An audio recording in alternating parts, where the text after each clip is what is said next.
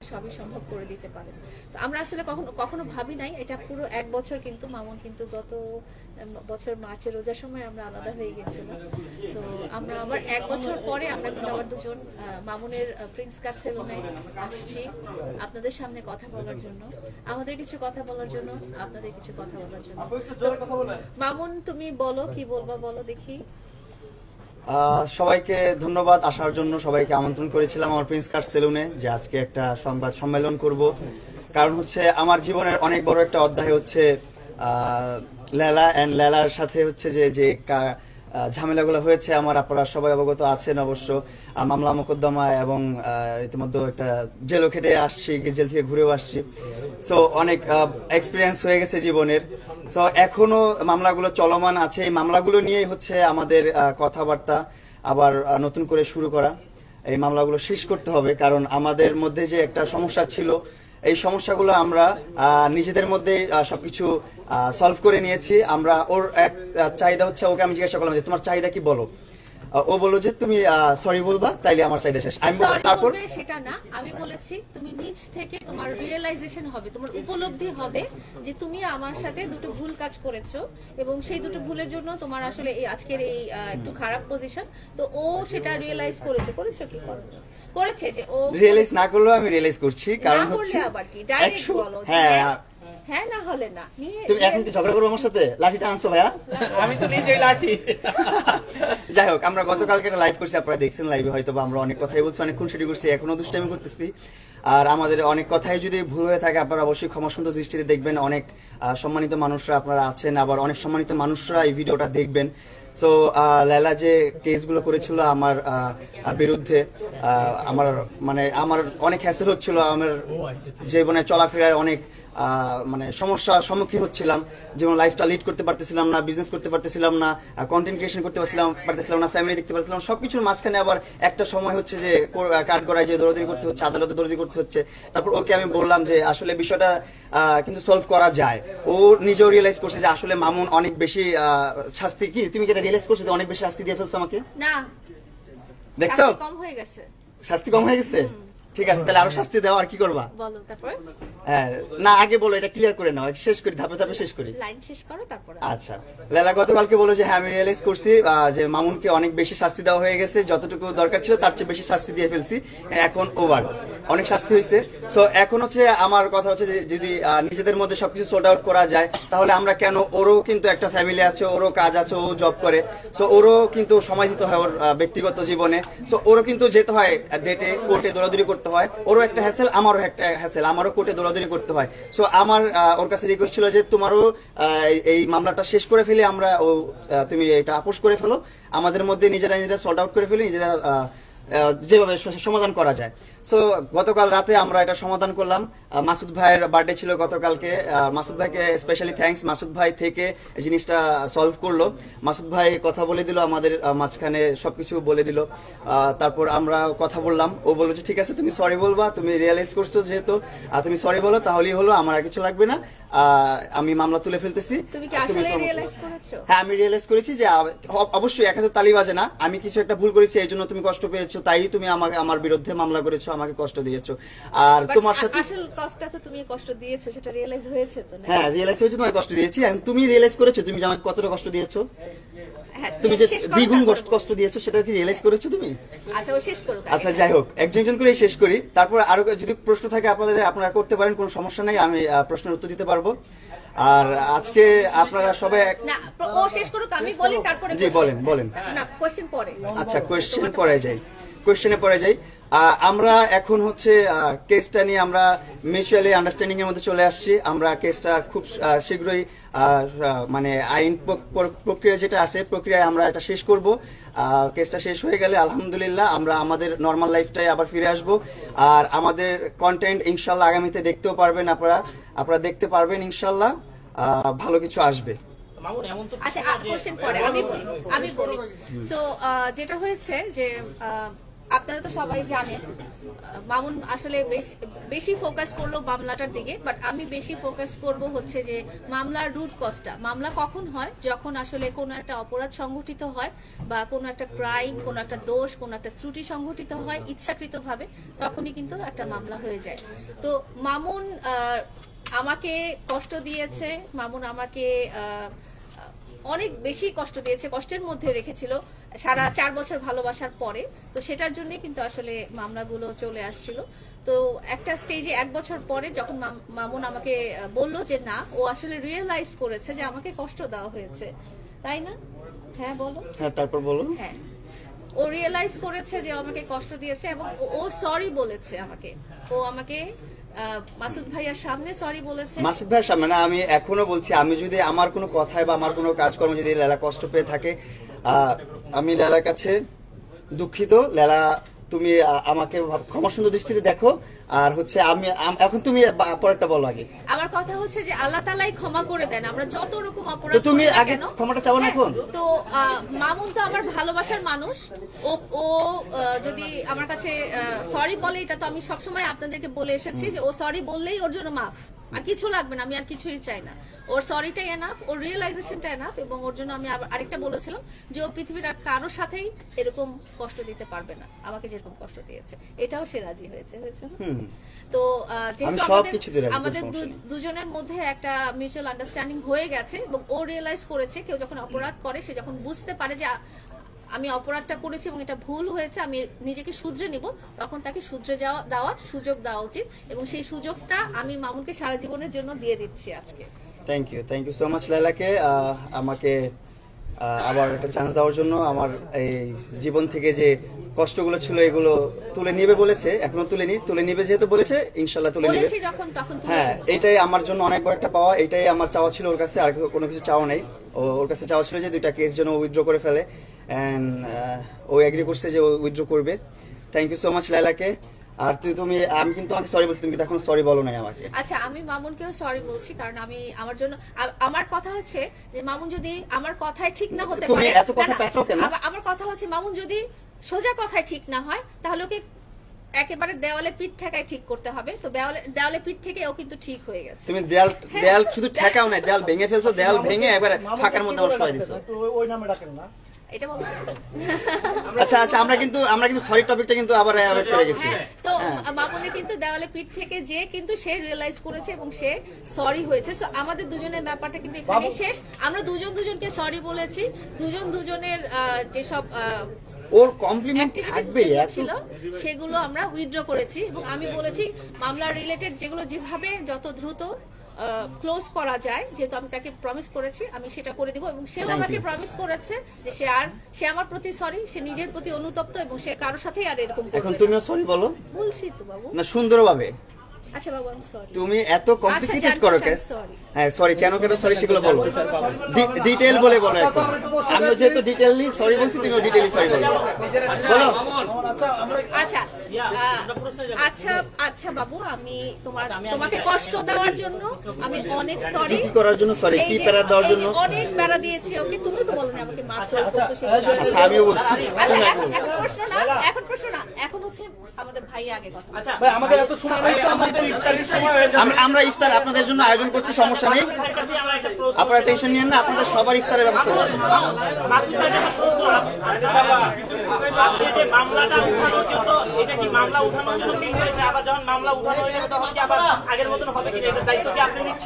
আসলে মামলা উঠানোর ব্যাপারটা হচ্ছে ভালোবাসার সাথে কখনো যায় না। আর আপু যেহেতু অনেক বুঝে, মামনের একটু শিক্ষার দরকার ছিল। আমি যেটা বলবো, এটা মামলা না, কিছু আঘাত। ভাই ব্যাকগ্রাউন্ড থেকে একটু সাউন্ড করেন না ভাই, একটু চুপ থাকেন না আপনারা। কিছু আঘাত থেকে মানুষের জীবনের সবচেয়ে বড় শিক্ষাটা পায়, এটা হচ্ছে মামনের জীবনের অনেক বড় একটা শিক্ষা। তো আপু যেটা করছে, আমি আপুকে আমি এটার জন্য আমি স্বাগতম জানাই। তো এটা মামনের দরকার ছিল জীবনে। কিন্তু কথা আসতেছে বারবার মামলার কথা, যে মামলা উঠাই ফেলবে। মামলা উঠানোর জন্য কি ভালোবাসা আপনি বলেন? মামলা নিয়ে অবশ্যই আপু যেহেতু বলেছে, আর আপু এক কথার মানুষ, হয়তো আপনারা অনেক সময় ভাবতেন যে আপুর সাথে আমার ঝগড়াঝাটি, মামুন যখন জেলে গেছে, জেলের আগে থেকে কন্টিনিউ আপুর সাথে আমার কথা হইতো। তো কখনো এটা বলে নেই। আপু বারবার একটা একটা কথাই বলছে যে মামনের একটু শিক্ষার দরকার ছিল, আমি তাকে একটু শিক্ষা দিচ্ছি। কখনো রাগ বা অভিমান আবার কি প্রিন্স মামুনটি পোল্টি নেবে নাকি অনেকে প্রশ্ন করছে। পোল্ট্রি নেওয়ার তো এখানে পোল্ট্রি নেওয়ারও কিছু না। শুনেন, আপনাদের এখানে হচ্ছে আমরা কথা বলছি শুধু মামলা সংক্রান্ত নিয়ে। মামলাটার জন্য আমরা মামলা নিয়ে আজ মামলার যে বিচারের অবস্থাটা ছিল সেটা আমরা নিজেরা মিউচুয়াল করে ফেলছি।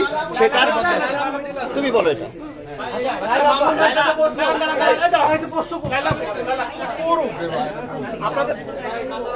আপনাদের দুজনের আজকের সম্পর্ক দেখে মনে হচ্ছে যে দীর্ঘদিন ধরে আপনাদের কনসেন্ট ছিল, সম্পর্কের কনসেন্ট ছিল, আপনারা একসঙ্গে থেকেছেন এবং সেই কনসেপ্ট উপেক্ষা করে আপনারা তো সাউন্ড করলে তো হবে না, এত উনি কোয়েশ্চেন করছে, ওনাটা বলেন। আপনাদের আজকের সম্পর্ক দেখে মনে হচ্ছে আপনার দীর্ঘদিনের কনসেপ্ট ছিল এবং এটা বোঝাপড়ার মাধ্যমে আপনারা সম্পর্কটা গড়েছেন। সেই বোঝাপড়া উপেক্ষা করে হঠাৎ করে আপনি একটা ছেলের নামে ধর্ষণের মামলা করলেন এবং আজকে আবার মিলে গেলেন। এ থেকে একটা জিনিস স্পষ্টত প্রমাণিত হয় যে মামুন আপনাকে রেস্ট করেন না। আপনি কেন মিথ্যা মামলাটা করেছিলেন সেটা আমরা জানতে চাই। আচ্ছা, প্রথমত মামলা কখনো মিথ্যা হয় না। মামলা মিথ্যা হয়েছে কি হয়নি সেটা প্রমাণিত হওয়ার কথা আদালতে। 2 নম্বর কথা হচ্ছে যে আমাদের কনসেন্টটা ছিল একটা প্রতিশ্রুতিমূলক। সেই প্রতিশ্রুতিটা যখন ব্রেক হয়ে যায় তখনই সেটা 9(1)(4) নম্বর ধারায় 1860 সালের ল অনুযায়ী এটা একটা রেপ মামলা হয়ে যায়। সেটা আপনাকে জোরপূর্বক নাও হতে পারে, আপনাকে কোনো প্রতিশ্রুতি দিয়ে প্রতিশ্রুতিটা ভঙ্গ করা একটা রেপ মামলা হয়ে যেতে পারে। তো সেই ধারাতেই আসলে মামলাটা হয়েছে। তো এখানে অবশ্যই এটা কোনো মিথ্যা মামলা ছিল না এবং এখানে কোনো প্রমাণিতও হয়নি যে মামলা মিথ্যা না সত্যি। এটা যেহেতু চলমান, এটা যদি বিচার কার্য কন্টিনিউ হতো তাহলে আপনারা বুঝতে পারতেন যে এটা আসলে কি পর্যায়ে হয়েছে, কিন্তু তদন্তে এটা প্রমাণিত হয়েছে। আপনাকে জানতে চাই, একটা সম্পর্ক করলেন এবং সেখান থেকে বের হয়ে গেলেন, এখন আবার মামলার জন্য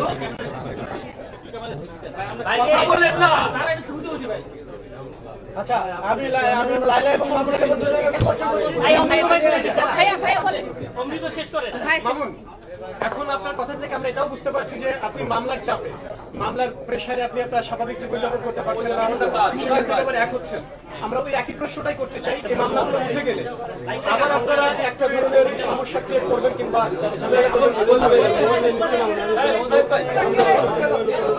সাউন্ড হলে তো আমি কথা বলতে পারবো না। এত সাউন্ডের মধ্যে তারপরে আমি কথা বললে আপনারা বুঝতে পারবেন না কথাটা। এই ভিতরে কারা কথা বলতেছে চুপ করতে বলো, পিছনে কারা কথা বলতেছে তাদেরকে চুপ করতে বলো, আর যারা কথা বলতেছে তাদেরকে এখান থেকে বের করে দাও। হ্যাঁ বলেন। আচ্ছা, এইগুলা অনেক সিরিয়াস কথা, এর মধ্যে কেউ কথা বলে না, সাইড থেকে পিছন থেকে এগুলা ডিস্টার্ব ফিল করতেছে। হ্যাঁ, আপনারা এখন আজকের যে সম্মেলনটা আমরা করেছি, সম্মেলনে আমরা কিন্তু বললাম যে আমাদের যে একটা কেস সংক্রান্ত সমস্যা ছিল বা মামলা ছিল আমার বিরুদ্ধে, সেই মামলাগুলো এখনো চলমান আদালতে। মামলা নিয়ে কথা বলার রাইট ওরকম কিছু নাই আমার, আর ওরকম কিছু বুঝিও না যে মামলা নিয়ে কথা বলবো আমি। হাই এডুকেটেড পার্সন আমি, আর ল নিয়ে অত পড়াশোনা করি না যে ল নিয়ে অনেক কথা বলতে পারবো আপনাদের সাথে। আমি তো যতটুকু আমার বেসিক নলেজ আছে ততটুকু আপনাদের সাথে কথা বলছি। তো মামলা নিয়ে যে কথাটা হলো, এখনো মামলাটা চলমান। যে মামলাটার কারণে কিন্তু একটা মামলার নিয়ম আছে যে প্রত্যেকটা ডেটে হচ্ছে হাজিরা দিতে হচ্ছে, প্রত্যেকটা ডেটে কাঠগড়ায় দাঁড়াতে হচ্ছে, প্রত্যেকটা ডেটে সিরিয়ালে থাকতে হচ্ছে।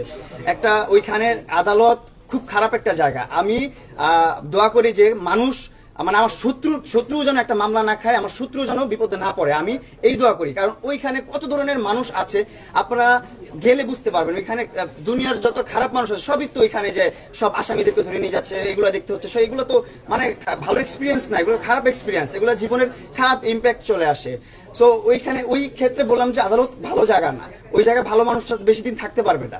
সো ওইখানে যে আমাদের বারবার যেতে হচ্ছে, আমার ভাই একটা জীবন আছে, আমার বাবা মা আছে, আমার সংসার আছে, আমার ভাইয়ের সংসার আছে, আমার বিজনেস আছে, আমার কন্টেন্ট ক্রিয়েট করতে হয়, আমার টাকা ইনকাম করতে হয়, আমার ফ্যামিলিটা কিভাবে রান করতে হবে সেই টেনশন থাকতে হয়। তো এই মাঝে যদি আমি ঢাকার বাইরে চলে যাই, হুট করে আমার ডেট আসে যে আমার এই ডেটে থাকতে হবে, না থাকলে আমার বিরুদ্ধে আবার গ্রেফতারি পরোয়ানা বের হবে, মানে ওয়ারেন্ট বের হয়ে যাবে, আমাকে আবার ধরে জেলখানায় নিয়ে যাবে।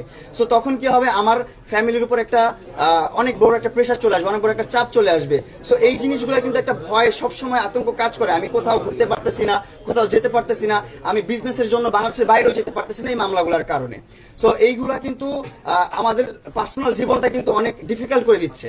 যেমন ওরও কিন্তু পার্সোনাল লাইফটা অনেক ডিফিকাল্ট হয়ে যাচ্ছে, ওরও অফিস আছে, ওরও ফ্যামিলি আছে, ওরও বাচ্চা কাচ্চা আছে, ওরও একজন সিঙ্গেল মাদার, সো ওর অনেক প্রেশার আছে। এই সব কিছু বাদ দিয়ে কিন্তু ওরও সকাল 8টা বাজে 9টা বাজে দৌড়াদৌড়ি করতে হচ্ছে কোথায়, আদালতে। সো সেম পর্যায়ে কিন্তু আমরা আছি। ও একটা শাস্তি দিতে চাইছে আমাকে, ও শাস্তি দিতে পারছে, শাস্তি দেওয়া হয়ে গেছে, আমি জেল থেকে ঘুরে আসছি, এটাই তো আমার অনেক বড় একটা শাস্তি, আমার জীবনের সবচেয়ে বড়। হ্যাঁ, রিয়েলাইজেশন হোক, তারপরে তার চেয়েও অনেক বেশি কিছু যদি হওয়ার ছিল সেটাও হয়ে গেছে আমার জীবনে। আমার জীবনে অনেক বড় একটা অভিজ্ঞতা আমার জেলখানায় ঘোরাটা। এটা আমার আমি জীবনে থানা হাজতেও যাই নাই, যেখানে আমি ছেলে জেলখানায় যে আমি 20-25 দিন থেকে আসছি, সেটা আমার জীবনে অনেক বড় একটা ধাপ। তো এই জিনিসটা নিয়ে ওর সাথে আমি কথা বলছি। আমরা রিলেশনের যে বিষয়টা, যে আমাদের একটা সম্পর্ক ছিল, প্রেম প্রীতি ছিল, সেটা আবার ব্রেকআপটা প্যাচআপ হচ্ছে কিনা, সেইগুলো নিয়ে কিন্তু আমরা কথা বলি না। আমরা কথা বলছি আমাদের পার্সোনাল লাইফটা কিভাবে ইজি করা যায়, সহজ করা যায়, কিভাবে এই ডিফিকাল্টিস গুলো। উনি প্রতিশ্রুতির কথা বলেছেন, আপনি প্রতিশ্রুতিটা পরে রাখবেন কিনা বা আগে ভঙ্গ করবেন? এখন কোনো প্রতিশ্রুতিতে আমরা নাই, আমাদের কোনো কন্ডিশন নেই এখানে। আর এখানে কোনো কন্ডিশন নেই আমাদের। তোমার কোনো কন্ডিশন আছে? আমাদের কোনো কন্ডিশন নেই। আমাদের একটাই লক্ষ্য, সেটা হচ্ছে আমাদের ব্যক্তিগত লাইফটা অনেক সুন্দর হোক। সো আমি চাইছি এইটাই, যে আমাদের যে কোর্টে যে দৌড়াদৌড়ির বিষয়টা, যে হ্যাসেলের বিষয়টা, যে একটা টেনশনে থাকার বিষয়টা, এটা কিন্তু যাদের নামে মামলা আছে, মোকদ্দমা আছে, তারা বুঝে যে কতটা পেরেশানিতে তারা থাকে। যে মামলা খায় সেও পেরেশানি থাকে, যে মামলা দেয় সেও কিন্তু সেম পেরেশানিতেই থাকে। সো আমি একটু শেষ করি ভাইয়া, আমি একটু শেষ করি। সেম পেরেশানি থাকে। এই পেরেশানিটা শেষ করার জন্যই ওর সাথে আমার কথা বলা, আবার সবকিছু বলা। আমরা যদি যেভাবে সলিউশন আসে, যেভাবে হলে জীবনটা সহজ হবে, সুন্দর হবে, আগের মতো নর্মাল লাইফটা লিড করতে পারবো, সেই প্রত্যেকটা স্টেপ নিতে আমি রাজি। ওর কাছে বলছি আমি, তো বলছে আমার কথা হলো যে মামুন একজন বাংলাদেশের one of the most famous influencer. তাকে বাংলাদেশের লক্ষ লক্ষ মানুষ ফলো করে। তো মামুনের জীবনযাত্রায় যদি কোনো কিছু রং থাকে, যদি কোনো কিছু ভুল থাকে, তো তার ফ্যান ফলোয়াররা সেটা দেখে যেন শিক্ষা না নেয় যে আমরাও এই ভুল কাজটা করতে পারি, এবং এই ভুল কাজটা বা এই অপরাধটা করলে যেটার কনসিকুয়েন্স কি হবে বা পরবর্তীতে কি ফেস করতে হবে, সেটা কিন্তু মামুনকে দেখে তারা আজকে বুঝতে পেরেছে। তা আমি মামুনের ফ্যান ফলোয়ার বা আমার ফ্যান ফলোয়ার যারা আছে তাদেরকে বলবো যে আপনারা, আমিও তোমাকে কিছু বলতে চাই, আমাদেরকে দেখে আপনারা, আমাদের দুজনকে দেখে আপনারা শিক্ষা গ্রহণ করবেন যে ভুল স্টেপে কখনো পা বাড়াবেন না। আচ্ছা, একটু সাইলেন্ট, একটু প্লিজ একটু জানতে চাই। সেটা হচ্ছে আপনি বললেন আপনাদেরকে দেখে শিক্ষা নিতে। আসলে আপনি একজন মুসলিম, মামুন একজন মুসলিম, আপনারা বিবাহ বহির্ভূত আপনারা একসাথে থেকেছেন এবং আপনি তাকে ধর্ষণ মামলা দিয়েছিলেন। এটা প্রুফ যে সে আপনার সাথে মেলামেশা করেছে বিয়ের আগে। এখন আপনারা আবার এক হচ্ছেন। আসলে আপনাদেরকে নিয়ে দেখে শিক্ষা কি এটাই নিবে সমাজ, আপনার ফ্যান ফলোয়ার, যে বিয়ে ছাড়া এভাবে অবৈধভাবে মেলামেশা করা এই সমাজে, যদিও রাষ্ট্র এখানে কোনো বাধা দিবেন আপনাকে, যেহেতু 18 ক্লাস, সেহেতু ইসলাম এটা বাধা দেয় কিনা, এবং আপনাদেরকে নিয়ে দেখে কি এটাই শিখবে সমাজ। আর আমরা এটা প্রমোট করছি বারবার। এখানে দায়বদ্ধতা আসলে কার, আপনার না আমার? আচ্ছা, প্রথমত আমাদের মামলাটাই হয়েছে যে আমাদের সম্পর্ক রিলেটেড কনফ্লিক্টের জন্যই হয়েছে, যে আমরা কি বিয়ে করেছিলাম বা এখানে একটা ডিনায়ালের ব্যাপার চলে আসছিল নাকি কি, এটা ব্যাপারে কিন্তু মামলাটা চলে এসেছে। দ্বিতীয়ত হচ্ছে আমি আর মামুন এখন আজকে এই স্টেজে ওই ধরনের কোনো সম্পর্কিত নাই। আমরা এখানে জাস্ট এসেছি যে ওর যে প্রবলেমটা আছে সেই প্রবলেমটা আমাকে তুলে ধরেছে, এবং আমিও তাকে বলেছি যে আমি যে কারণে আমি অভিযোগটা ইম্পোজ করে মামলাটা করে দিয়েছি, সেটাও আমি তাকে বুঝিয়েছি যে আমার রুট কজই ছিল এটা, যে তুমি যাতে শিখো এবং তুমি যদি বুঝতে পারো যে তুমি যেটা করতে চেয়েছিলা বা করেছো সেটা ঠিক না। সো তার রিয়েলাইজেশন যখন সে বলেছে হ্যাঁ ঠিক আছে আমি আসলে বুঝতে পেরেছি এবং আমি সবার সামনে এটা বলতে পারবো যে আমি আসলে ভুলটা করেছি, তো আমি এবং এটা আর কোনোদিনও করবো না, তো তখন আমি ঠিক করেছি যে ঠিক আছে ও যেহেতু বুঝতে পেরেছে তাকে অবশ্যই সুযোগ দেওয়া উচিত একটা মানুষ হিসেবে। মামুন তার ভুল বুঝতে পেরেছে, কিন্তু আপনি কি তার আপনার নিজের ভুল বুঝতে পেরেছেন যে আপনি বিবাহ বহির্ভূত মুসলিম কান্ট্রিতে এইভাবে অবৈধভাবে মেলামেশা করেছেন এবং সেটির জন্য মামলাও করেছেন? আপনি কি এটা ভুল স্বীকার করছেন? প্রথম কথা মুজাহিদ ভাই, সমাজের কাছে আপনি ভুল স্বীকার করে সরি বলছেন কিনা? প্রথম কথা মুজাহিদ ভাই, আমি বিবাহ বহির্ভূত সম্পর্কে ছিলাম কি ছিলাম না সেটা নিয়ে কিন্তু মামলাটা হয়েছে। আমার ধারণা আমি বিবাহ সম্পর্কিতই ছিলাম এবং সে বলেছে সে বিবাহিত না। কনফ্লিক্টটা কিন্তু রেজ হয়েছে ওখানে। সো এটা নিয়েই কিন্তু মামলাটা রেজ হয়েছে এবং মামলাটা যদি ধারাটা আপনারা আচ্ছা দেখেন, আমরা মামলা হ্যাঁ, মোকদ্দমার তো কথা আর না যাই, এটা সেগুলা কিন্তু ক্লিয়ার করে ফেলছি যেহেতু একবার। এখানে কনফ্লিক্ট রেজ হয়েছে দেখেই কিন্তু মামলা হয়েছে। মামলা মোকদ্দমায় যে আর ডিফিকাল্ট করতে চাই না বিষয়টা। যেহেতু শুনেন, যেহেতু আমরা মাত্র আমি একটু বলি আপনি একটা কথা বলবেন, আপনি কি বাধ্য হয়েছেন লায়লার কাছে ফিরতে? আপনি বাধ্য হয়েছেন? না লাইলার কাছে ফিরতে আমরা তো ফিরিনি, আমরা তো আর কোনো ওইরকম আগে যে একটা সম্পর্কে ছিলাম বা একটা রিলেশনে ছিলাম, আমরা এখন আর কোনো রিলেশনে নাই। এখন লাইলার মতো থাকবে, আমি আমার মতো থাকবো, আমি আমার মতো লাইফ লিড করবো, ওর মতো লাইফ লিড করবে। যদি আমাদের বনিবট্টায় মিলে, আমাদের যদি ব্যাটে বলে মিলে, তাহলে আমরা একসাথে কন্টেন্ট ক্রিয়েশন করবো বা কোনো ব্র্যান্ড প্রমোশনে যাব, একসাথে কাজ করতে পারবো, সেটা প্রফেশনের দিক থেকে আলাদা বিষয়। কিন্তু আমাদের পার্সোনাল রিলেশন আর কোনো রিলেশন নেই, আমরা শুধু একজন ভালো বন্ধু। লায়লা, একটু আগে আপনি তাহলে আপনারা তাহলে এটাই মেসেজ দিয়েছেন, আপনাদের যে আইনি প্রক্রিয়া ছিল বা যে জটিলতা ছিল দুইজনের পক্ষ থেকে সেটা এইটাই হচ্ছে আমাদের মূল উদ্দেশ্য, মূল কথা। আমাদের আইনি যে জটিলতা ছিল সেটা আমরা সলিউশন করে নিচ্ছি নিজেদের মধ্যে। আমরা ইনশাআল্লাহ খুব সুন আইনগতভাবে যেভাবে করা যায় সেভাবে আমরা কেসগুলো উইথড্র করে ফেলবো এন্ড নিজেদের মতো লাইফ লিড করবো। করছেন যে একজন তাকে কিন্তু আপনার ভাষ্যমতো ধর্ষণ করা হয়েছিল, তো আপনি কি এটা প্রমোট করছেন যে একজন ছেলে যদি ধর্ষণ করে পরবর্তীতে ভিজুয়ালে আসলে তাকে ক্ষমা করে দেওয়া যায়? এটা কি আপনাদের দ্বারা এস্টাবলিশ হচ্ছে কিনা? তাহলে প্রতিটা ধর্ষক কি শুনেন, ধর্ষণ আর আমাদের মধ্যে যেটা হয়েছে সেগুলো এক না, এগুলো ডিফারেন্ট। আপনি যেভাবে প্রেজেন্ট করতেছেন বা যেভাবে প্রশ্নটা করতেছেন, হ্যাঁ সেটা হ্যাঁ জোরপূর্বক ধর্ষণ আমাদের মধ্যে ছিল না কখনো, এগুলো ধর্ষণের কিছুই না। যাই হোক, ও অ্যাগ্রেসিভনেসের কারণে ও যেভাবে আমাকে পানিশ করা যায়, ও তখন এটাই চিন্তা করছি কিভাবে মামুনকে পানিশ করা যায়। সো ওইভাবে যতগুলো ধারা করা যায়, যতগুলো সিস্টেম করা যায়, সেই সিস্টেমগুলো অবলম্বন করছে লায়লা এবং ও সাকসেস। ও আমাকে পানিশ করতে পারছে, পানিশ করছে এন্ড আমি অনেক মানে হয়েছে জীবনে, অনেক কিছুই হয়েছে জীবনে, আপনারা জানেন সবকিছু মিলিয়ে। কোশ্চেন ছিল মামুন বাধ্য হয়েছে কিনা, মামুনকে আমি কোনো জোর করিনি। আপনি বাধ্য করেছেন কিনা মামুনকে? আমি বাধ্য করিনি, এক নাম্বার কথা। দুই নাম্বার কথা, মামুনও বাধ্য হয়ে আসেনি। এটা আমাদের দুজনের একটা কনভারসেশনের মাধ্যমে আমরা মিউচুয়ালি সলভ করার চেষ্টা করছি। জি, এখানে মামুনের কাছে প্রশ্ন, জি, সেটা হলো আপনি ইতিপূর্বে লায়লার গায়ে মানে হাত তুলছেন এবং আজকেও লাঠি চার্জ করার কথা বলছেন। এছাড়াও আপনি এখানে যারা চিল্লাইছে তাদেরকে ঘাড় ধাক্কা দিয়ে বের করে দিতে বলছেন। ঘাড় ধাক্কা দিয়ে না, আমি বলছি তাদেরকে বের করে। এটি কবে নাগাদ আপনার চেঞ্জ হবে? এটা আমার মনে হয় না মৃত্যুর আগ পর্যন্ত চেঞ্জ হবে, কারণ এটা আমার সৎ অ্যাটিটিউড, এটার মধ্যে কোনো উল্টাপাল্টা কিছু নাই। আমি এখানে বলছি, আপনারা দেখেন এতগুলা মানুষ এখন ইফতার করবে, একটু করে আর আধা ঘন্টা সময় আছে, আধা ঘন্টা। শুনেন ভাইয়া যে প্রশ্নটা করছে, প্রশ্নটা একদম ভিত্তিহীন, তারপর ওনার একটু রিপ্লাইটা আমার দিয়ে দেওয়া উচিত, যেহেতু এতগুলো ক্যামেরা আছে, অন ক্যামেরা, অনেকে লাইভও আছে, এই জিনিসটা অনলাইনে যাবে। সো ভাইয়া যে প্রশ্নটা করছে যে অ্যাটিটিউডটা কবে যাবে, আমি যে কথাটা বলছি, যারা কথা বলছে, যারা কলহল করছে, যারা পিছনে কিচিমিচি করছে, এখানে অনেক মানুষ রোজা আছে, বেশিরভাগ মানুষই কিন্তু রোজাদার এখানে। সো এখানে যদি কলহল করে এই প্রোগ্রামটা শেষ হবে না, এই প্রোগ্রামটা অনেক লেন্দি হতে থাকবে, অনেক গ্যাদারিং হচ্ছে, কিন্তু অনেক গরম হয়ে গেছে জায়গাটা, এখানে অনেকে রোজা ধরে ফেলতেছে। সো সবার ভালো চিন্তা ভাবনা করে আমি বলছি, যারা কলহল করছে, যারা উচ্ছৃঙ্খল করছে, তাদেরকে এখান থেকে বের করে দেন, তাদেরকে এখানে রাখা দরকার নেই। না না, এই কথার যুক্তি আছে, আপনার কথার কোনো যুক্তি নাই ভাই, আমার কথা যুক্তি আছে।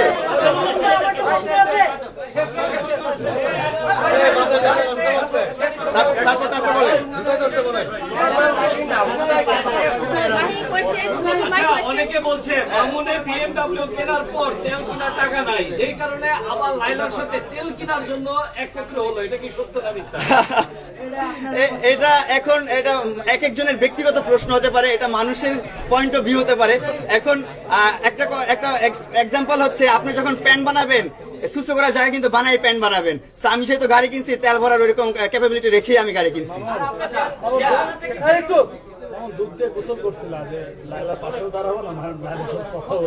না একটা বিষয়, হ্যাঁ ওর সাথে তো আর আমি আর ওই আগের রিলেশনে ব্যাক করি নাই। এখন বিষয় হচ্ছে যে আমাদের যে মামলা মোকদ্দমা ছিল, সেটা নিয়ে ওর লাইফটাও ডিফিকাল্ট হয়ে গেছে, আমার লাইফটাও ডিফিকাল্ট হয়েছে, এটাও সমাধান করতে। আমার লাইফ ডিফিকাল্ট হয়েছে। তোমার কাছে মজাই লাগতেছিল? না, হ্যাঁ, আমার কাছে কাঠ মনে দৌড়াদৌড়ি হয়েছে, করতে। আমি বলি মামলাটা করার আরো একটা কারণ ছিল। আচ্ছা, মামলা সংক্রান্ত আমি কথা বলি আমরা। হ্যাঁ, কারণ ছিল যে বেশি কথা বলবো না। অনেকে আছে যে ভয় পায় যে আমি আদালতে যাব, আমি পুলিশ স্টেশনে যাব, আমি হ্যাসেলের শিকার হব। স্পেশালি মেয়েরা অনেক ভাবে অত্যাচারিত হয়, কিন্তু তাদের জন্য আমি এক্সাম্পল হয়ে থাকতে চেয়েছি যে আমি এই তুমি stage একজন এসেও- জলজান্ত এক্সাম্পল যে ভালোবাসা ছাইরা গেলে ব্রেকআপ করলে তারে দর্শন মামলা দিতে হবে, তাই তো? হ্যাঁ? তাহলে কি এক্সাম্পল দিতে চাও তুমি? কি এখন কি পয়েন্ট দিতে চাও, কি ব্রিফ দিতে চাও? মামলাই এখন মামলা দিবা? এখন একটা প্রেম করবা, প্রেম করে ব্রেকআপ হয়ে গেলে মামলা দিতে না, না, হবে? কেন এটা তো প্রেম করে breakup তাহলে করা এইসব হয়নি। কথা টপিক বাদ দাও, বাদ দিতে বলছি বাদ দাও।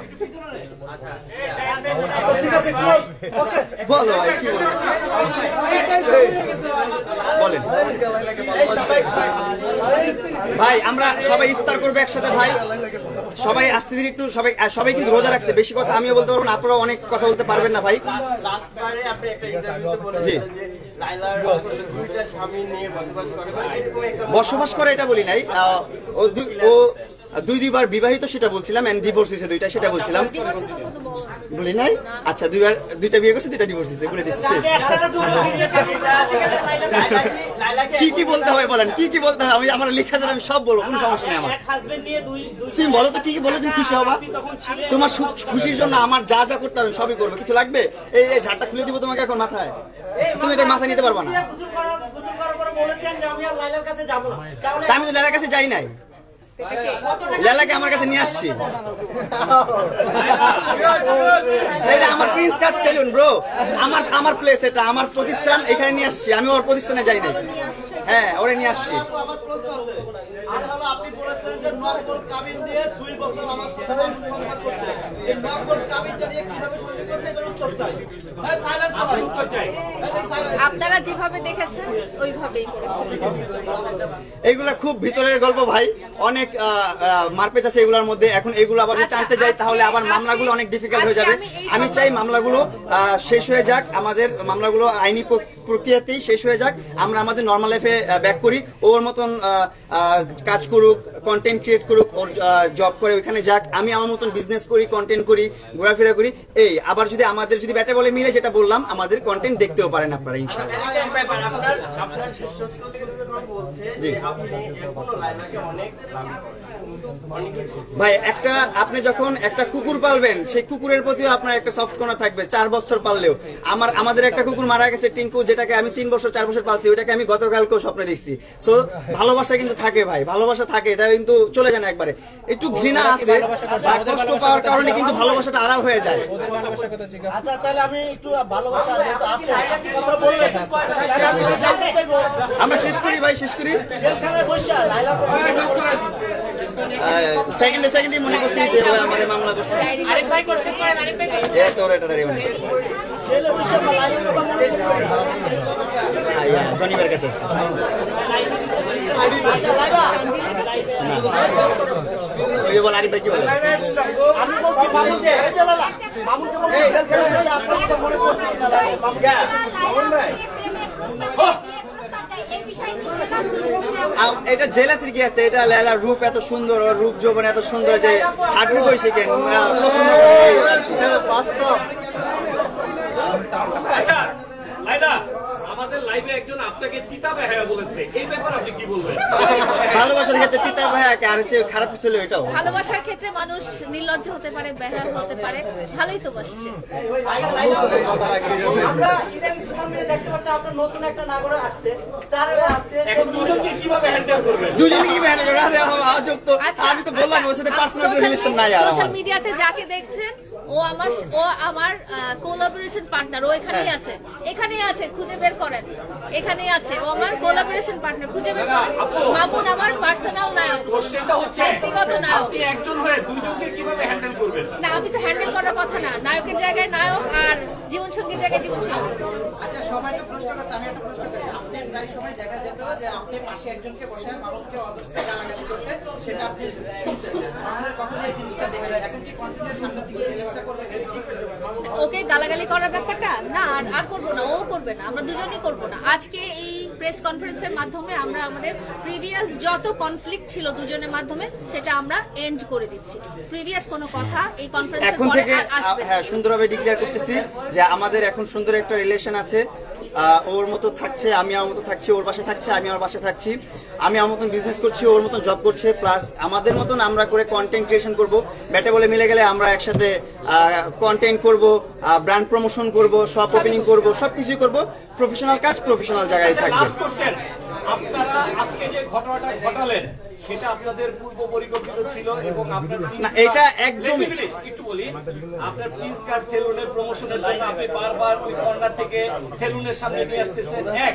দ্বিতীয়ত হচ্ছে আপনারা নেক্সটে আবার একটা ঘটনা ঘটাবেন, এইভাবে আলোচনায় আর কতদিন থাকবে? আমি একটা কথা বলি ভাই, আবার একটা ঘটনা ঘটাবেন এই বিষয়টা হচ্ছে খুবই ভুল। আপনারা একটা ব্যক্তি জীবনে চলতে গেলে সমস্যা হতেই থাকবে কন্টিনিউয়াস। আমরা তো আর রোবট না যে একবার একটা জিনিস ফরম্যাট করে দিলে এই জিনিসটা লাইফে আসবে না। লাইফটা কারমা ঘুরতেই থাকে ভাই, লাইফে নিয়তি ঘুরতেই থাকে, কার জীবনে কি হয় না হয় সেটা বলা যায় না। এখন ঝগড়া ঝাঁটি সবার সংসারই হয়, সবার জীবনেই হয়, নরমাল। আল্লাহ হাফেজ, আসসালামু আলাইকুম সবাইকে। Thank you. আমার কোনো ব্যবহার কেউ রাগ করবেন না ভাই।